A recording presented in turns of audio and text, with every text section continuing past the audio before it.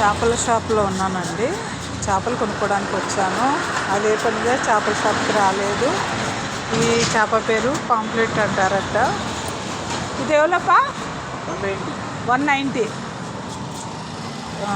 190 రూపాయలంట. అదేమో బాదుషా అంట దాని పేరు. ఇది అదేవలో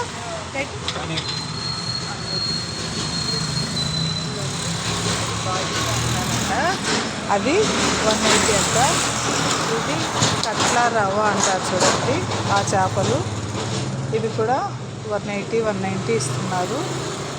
పాంప్లెట్ అనేది భలే ఉన్నాయి కదా, కలర్గా కలర్ఫుల్గా చూడండి.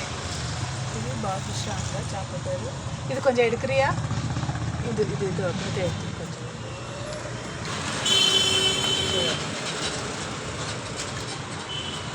ఇది బాదుషా అంట.